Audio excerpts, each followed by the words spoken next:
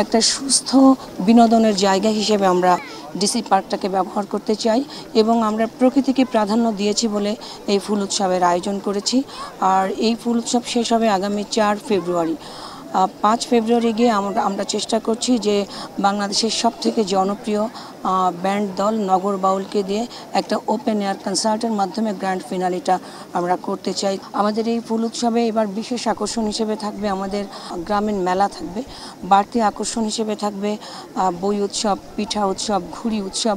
আমরা এবার তারুণ্যের সমাবেশকে কেন্দ্র করে আমাদের এই ফুল উৎসবের সাথে তারুণ্যের সমাবেশকে আমরা রিলেট করতে চাই। আমাদের চট্টগ্রামবাসীদের আমন্ত্রণ জানাচ্ছি, সহ সারা দেশবাসীকে আমন্ত্রণ জানাই আমাদের এই মাসব্যাপী ফুল উৎসব উপভোগ করবার জন্য। এই উদ্যোগটা নিয়েছে, আমি তো বলেছি যে আমরা চাই প্রকৃতির সঙ্গে ফুলের সঙ্গে আমাদের আগামী প্রজন্মকে পরিচিত করাতে সুস্থ বিনোদনের জায়গা হিসেবে আমরা নিয়েছি।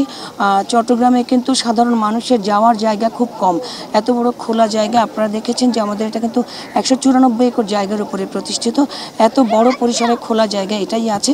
এজন্য আমরা মনে করেছি জেলা প্রশাসনের উদ্যোগে একটা সুস্থ বিনোদনের জায়গা হিসেবে আমরা এই কার্যক্রমটা হাতে নিয়েছি। নতুনত্ব থাকবে যে আমাদের কিন্তু গতবার আপনারা দেখছেন আপনাদের পেছনে ভাসমান যে একটা ফুল বাগান, এটা আমাদের নতুনত্ব। আমাদের ওখানে আমরা 12টা দোকান দিয়েছি, গ্রামীণ মেলা থাকবে। আর আমরা গতবার যেমন আমাদের 15 দিনব্যাপী কালচারাল প্রোগ্রাম ছিল, এবার আমরা সেটা মাসব্যাপী সাজিয়েছি। পরিকল্পনা আছে, আমরা শুধু মাসব্যাপী রাখতে চাই না, আমরা এটা বছরব্যাপী রাখতে চাই। আমাদের এই ফুল উৎসবকে কেন্দ্র করে কিন্তু ইতিমধ্যে 1000 থেকে 1500 লোকের কর্মসংস্থানের সুযোগ সৃষ্টি হয়েছে। তো আমাদের এই চেষ্টা থাকবে যাতে এই কর্মসংস্থানটা সারা বছর ব্যাপী চলে, এটা আমরা একটা প্ল্যান রেখেছি। যে আমাদের আউটসোর্সিংয়ে আমাদের 23 জন স্টাফ আছে। আমরা এটা ইনফ্যাক্ট ক্যালকুলেট করিনি, কিন্তু 1000 থেকে 1500 জনের কর্মসংস্থানের একটা বিষয় আছে এবং প্রত্যেককে আমরা 14,000 টাকা করে বেতন দিচ্ছি। আমরা মূলত অনেক ডেভেলপমেন্ট কার্যক্রমগুলি নিয়েছি।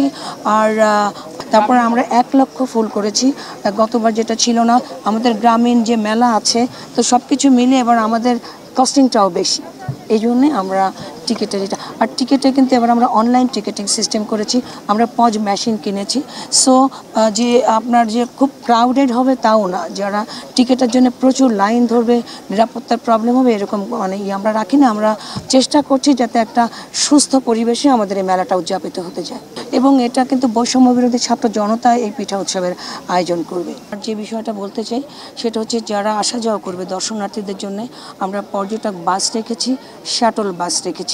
এটা টাইগার পাসে থাকবে, টাইগার পাস থেকে পতেঙ্গা হয়ে ডিসি পার্কে দর্শনার্থী নিয়ে আসবে, আবার একই রুট দিয়ে ব্যাক করবে। তো আমরা আপনাদের মাধ্যমে আমাদের চট্টগ্রামবাসীদের আমন্ত্রণ জানাচ্ছি, সহ সারা দেশবাসীকে আমন্ত্রণ জানাই আমাদের এই মাসব্যাপী ফুল উৎসব উপভোগ করবার জন্য।